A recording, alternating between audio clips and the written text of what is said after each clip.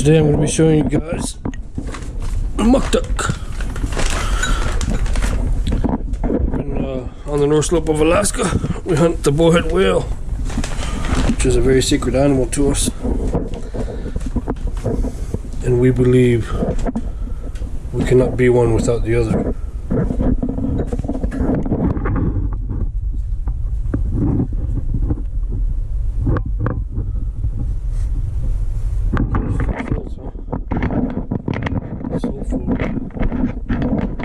I can't put into words what it makes you feel when you fill your belly with this stuff for my people.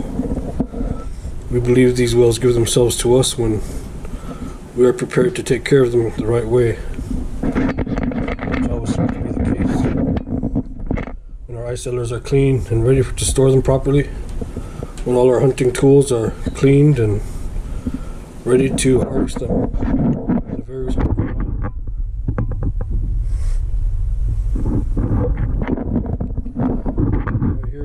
Slabs of Maktak, M-A-K-T-A-K. This is the skin and blubber of the Bowhead whale. And then, so when it's fresh like this, before it's frozen, before it freezes the first time, you usually want to cook it, boil it right away. After the first time it freezes, it's usually no good for unalik. Unalik is boiled Maktak. And then you store your unalik for the rest of the year and pull out some and recook it whenever you need to. 20, 30 minutes, whatever.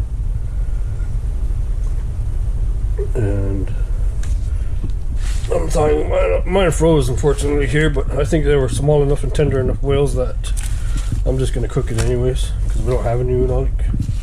But it froze on the airliner down here to South Central Alaska, where I live now. But then this was shipped to me by my family up there, my family whaling crew, which I'm so grateful for. I mean, I can't tell you how excited I am to have this right now and to be able to feed this to my family. Like I was saying before, when you eat this stuff, when you know that the connection that you have to the whale and the whale giving itself to you is a very special connection. Like I was saying, you know, we believe they give themselves. We're connected to one another. I can't tell you the replenishment you feel within yourself once you consume this. The whole community comes together and helps put these whales away and give them the respect that they deserve. We help each other to feed the community. This is not for sale at all. None of this was bought with any type of money, just hard work, helping each other. Each person who goes out there and helps cut up a whale gets a share. Usually a crew member who goes out there and represents a whaling crew to help cut up that whale will get a crew share, which is probably all this together. And then an individual helper who's out there just for himself will get a share like this, because this will go to the whole crew. He'll take it back to his captain's wife's house and they'll cut it up into each person who's in their crew who helped that year. They'll have a list. Every captain and wife have a list of who's been there that year helping out, so that when it comes time to harvest the whales and divide the whales, they know who gets a share, and they'll keep getting shares. So every whale that's brought up and every whale that's harvested, every captain is supposed to send 1 to 2 guys down to that whale to help harvest that whale. And there's, you know, upwards of 50 crews now, so you could end up with, you know, if you send 2 people or 1 per crew, you end up with, you know, 50 plus people out there helping butcher a whale, which is more than enough to get it done properly. And everybody gets a share, and they only share half the whale. There's a middle line right in the middle of the whale where they store the other half of the whale in ice cellars to divvy out during Nalukataq, which is blanket toss, which is a whaling festival to celebrate the successful season, which I'm sure a lot of people have seen that. There's also we have huge Thanksgiving and Christmas feasts at the churches. This is where that other half of that whale was broken up into three sections: Nalukataq, blanket toss, Thanksgiving, and Christmas, where all the community gets together, and all the rest of that one half of the whale is divided out among the people. It's cut up into small blocks, all of it, and so many people get so many blocks per family. And this is just Maktak. This isn't the meat. I already put the meat away. It's all cut up and frozen. See, I've got my ulu here with the Agviq handle.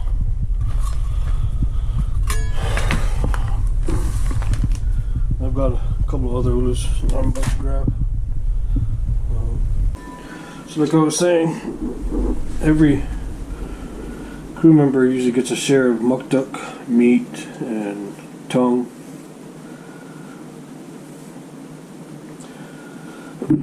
At the time that the whale is butchered.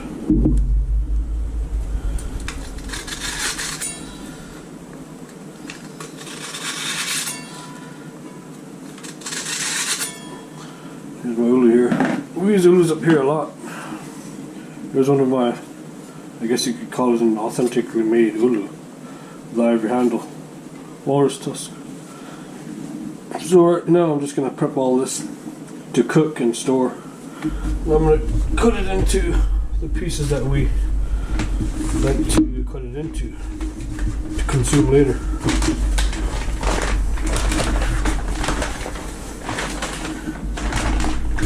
See, this is the skin right here.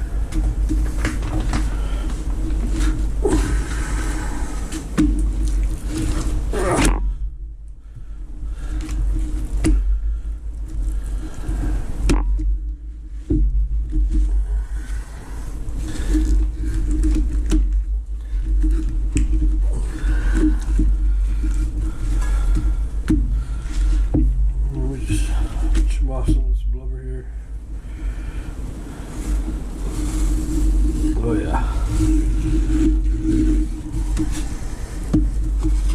You can tell when it's a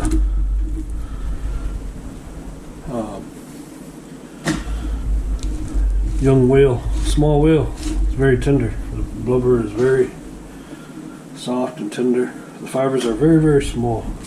Like on a large whale, 50 footer. And beyond that, you could see the fibers, they're so big, but I think this whale is 27 foot, which is the perfect size whale.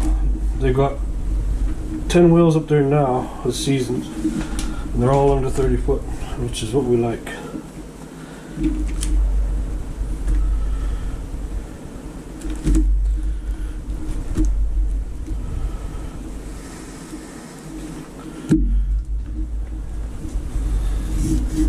I'm just going to cut these, like I said, into pieces that we can cook and store away later.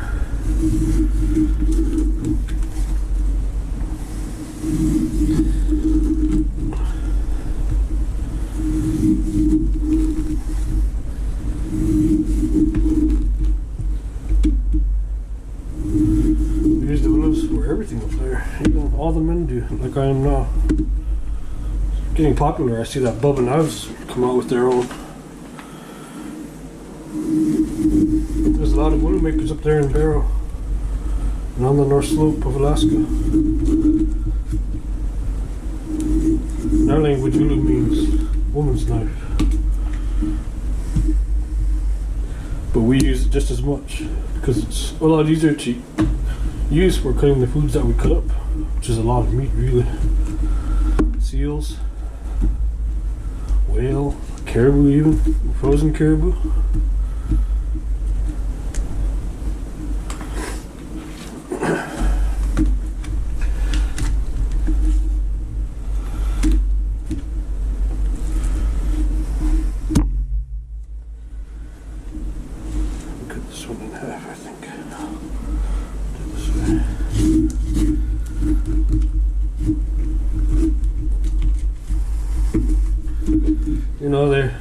out with Ulus and making those chopping bowls or whatever. A lot of us don't understand all that noise. I mean, I guess they're good for chopping salad, but no, what we made them for.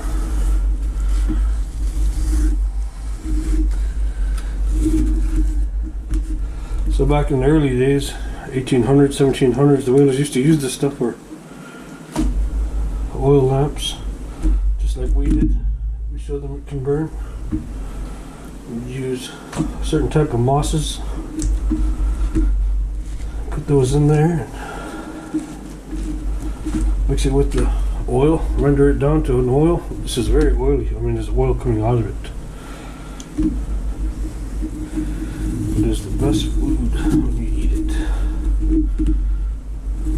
Can't really say what it tastes like at all. I've been asked that all my life. What's it taste like? What's it taste like? I can't really explain that. You know, it's got its own unique taste.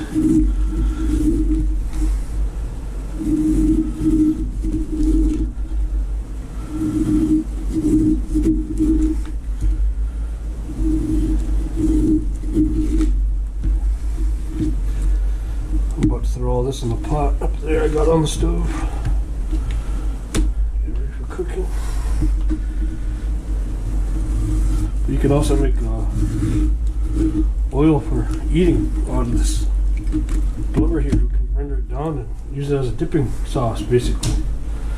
Just like we do with seal oil. We make a lot of what we call Maktak, out of seal oil.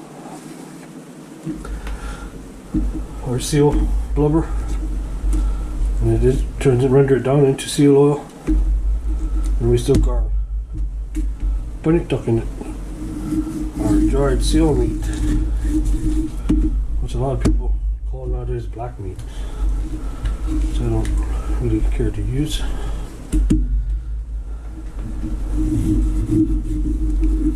We call when it's put in the soaked in the seal blubber, dried seal meat, and it's called Maktak, which is a delicacy. It's like candy almost. You start eating it, you can't stop. Just like the rest of our foods, like this stuff though. You know, you start eating this when it's cooked, but when it's frozen and aged, you know, eating it raw, it's hard to stop. So when they serve it back in Thanksgiving and blanket toss, in the end of June, beginning of July, it'll have been sitting in the cellar for all the way from now until then, and they'll have all the chunks of meat on top of the Maktak, and all that blood will soak into the Maktak and give it a nice aging taste. And it ages. It's a certain temperature down there. It's not too frozen. It's not warm. It is frozen. It ages and it tastes very, very good. And usually you're not supposed to cook that aged Maktak, but recently I'm hearing of more and more people starting to cook that stuff. People that aren't whaling communities and they don't really know what to do with it, but they want unadik cooked Maktak, so they cook it anyways, and they say it turns out alright. I've tried it before. One of my Inupiat friends from southern Alaska cooked up some that I got, and I didn't expect him to cook it. I thought he was going to eat it because it was aged Maktak. You just eat that raw and frozen. He brought it to work the next day, had it all cooked up. I said, "What is this? Did you cook it?" He said, "Yeah, man, I invited the whole family over.